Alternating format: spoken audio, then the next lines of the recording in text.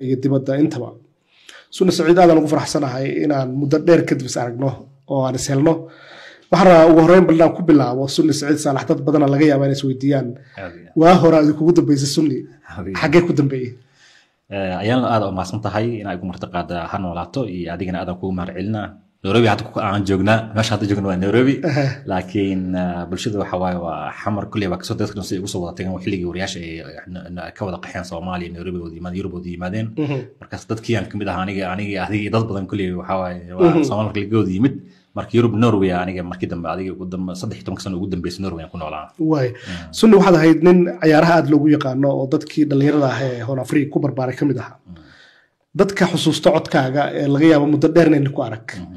maxaa kamid ah waxyaabaha is leedahay ugu yaraan kugu xusuusan doonaan xagga tabintii sportiga runtii dadka inta badan markaan is aragno ama meel walba isku aragno dadka inta badan waxay aad igu xasuustaan macnaha Hoon Afrika waxyaabo sida ciyaaraha loo marka ciyaaraha la timinay idaacadaha kale wax badan kaga duwaneed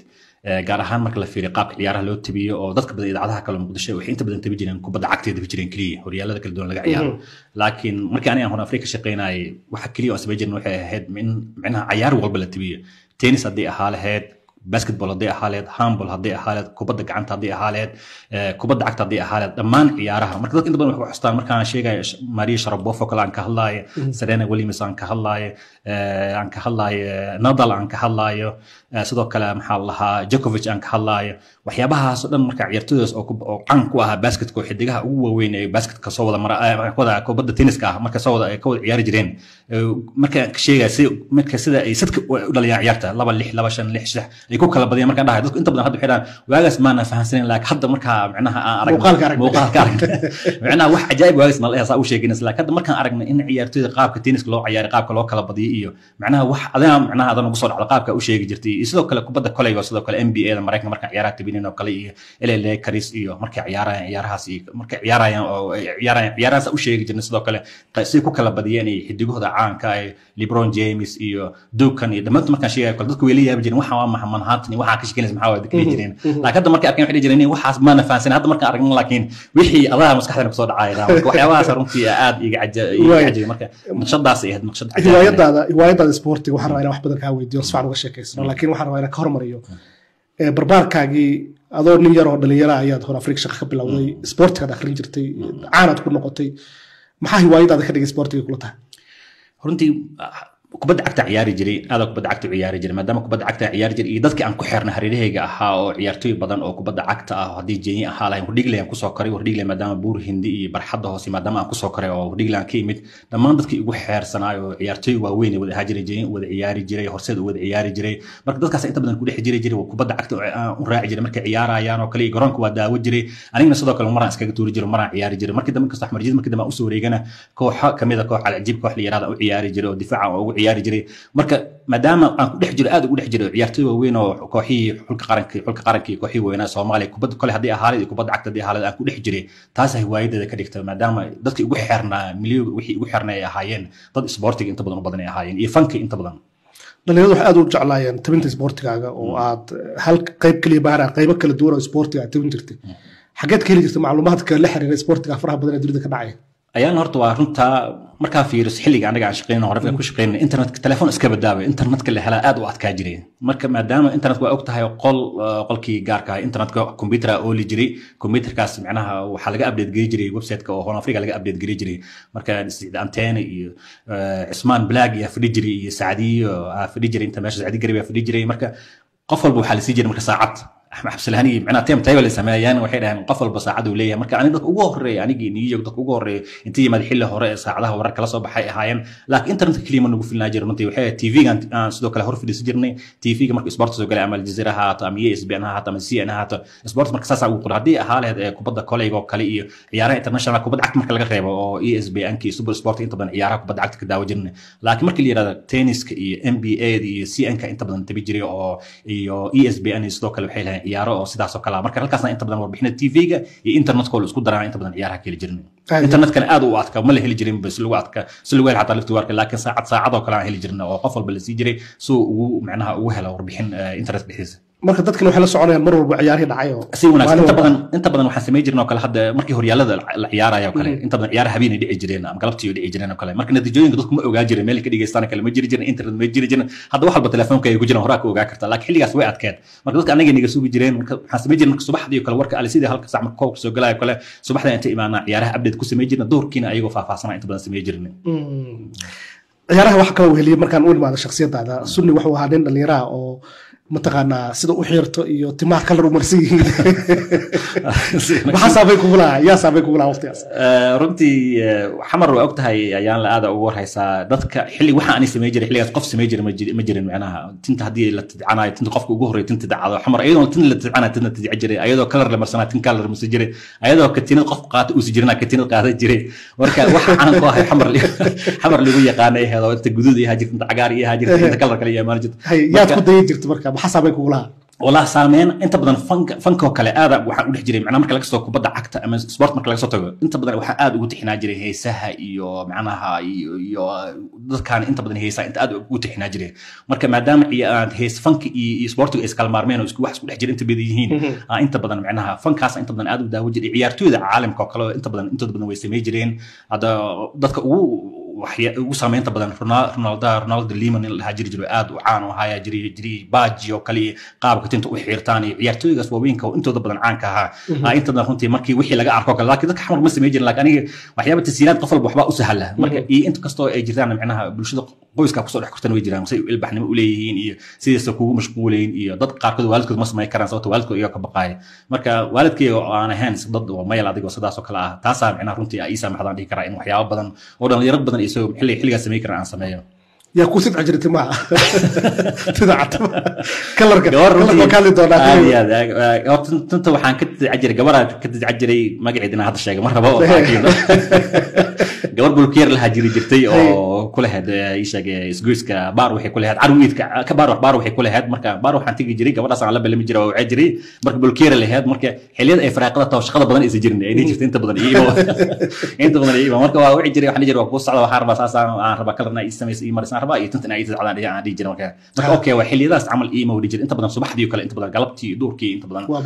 mashquul ahaa jirta marka subaxdii kale inta badan waxaan dhigi jiray xilligaas ii ma wadi jirtay xilligaas meesha ugu tagi jiray meesheeda ka bacdi meel gooniye waxa uu sameeyay jirta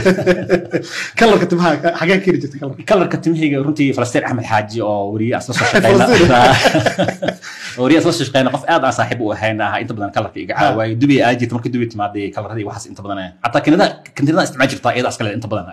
waxay jirta markii hadda sanduurooyinka oo Afrika markii la qabanayo kale iyo bacnaha qof walba waxbuu sameey jiray aan dadka inta badan wax sameeyaan jeclaa jiray katiinad iyo tinta ila tidcaaday iyo tinta in kalar la marsado inta badan inkastoo tinta kalarka iyo tidcashay mar walba magaalada aan ku aadi jiray laakiin habeenadaas oo sanduurooyinka oo Afrika ay dhacayaan habeen ka duwan habeenada kale ay jirtay marka qof walba macnaha wax lagu xasuusto oo sameey jiray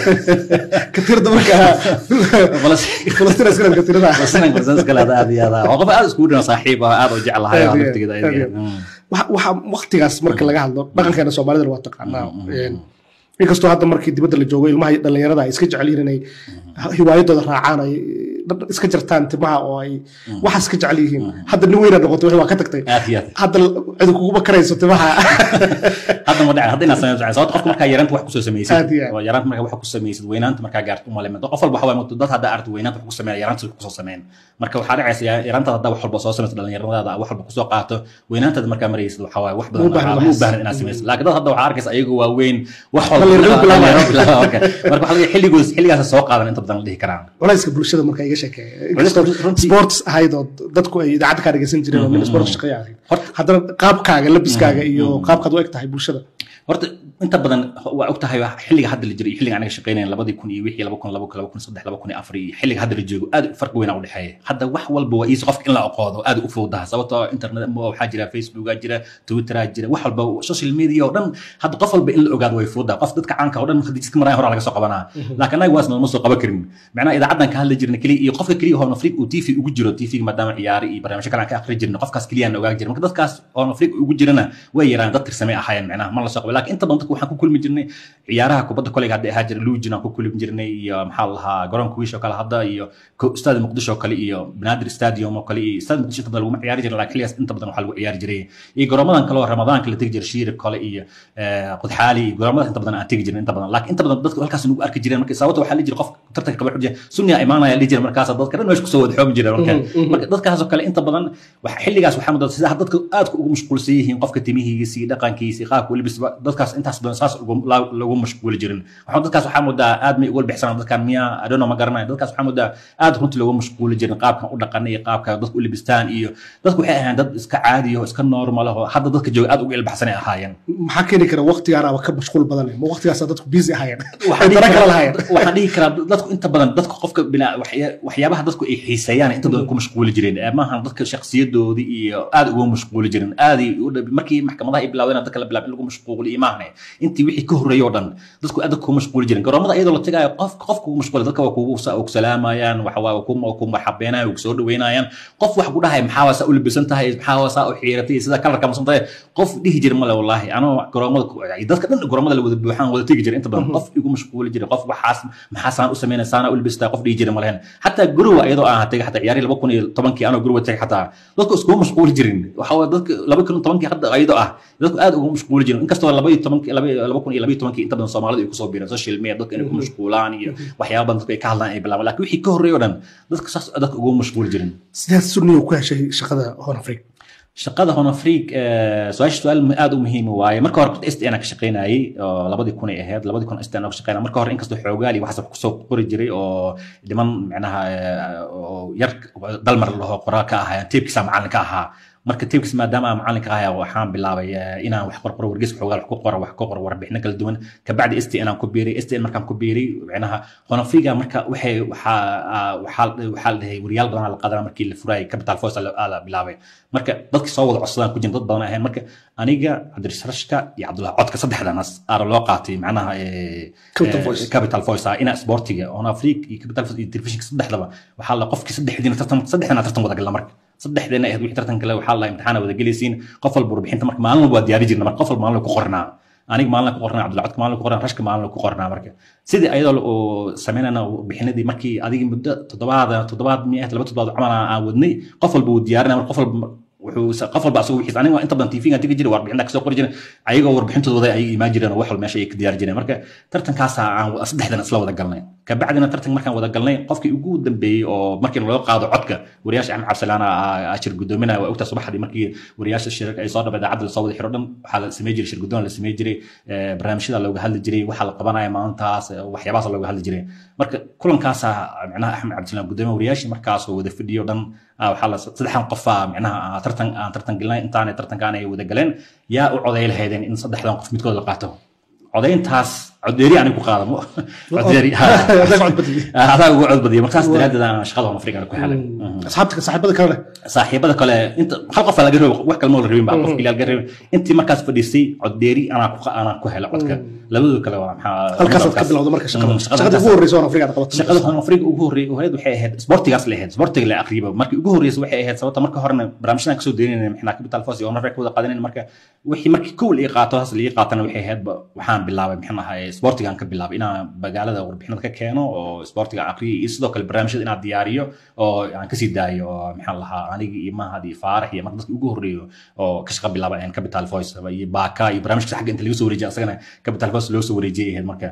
dhamaanteen saasaan macnaha halkaas aan ka wada bilaabno shaqada sidee ahayd marka dad ka waranto jawiga meesha iyo shaqaalaha iyo idaacadda iyo la qabsigeeda wallahi hortadkii markaas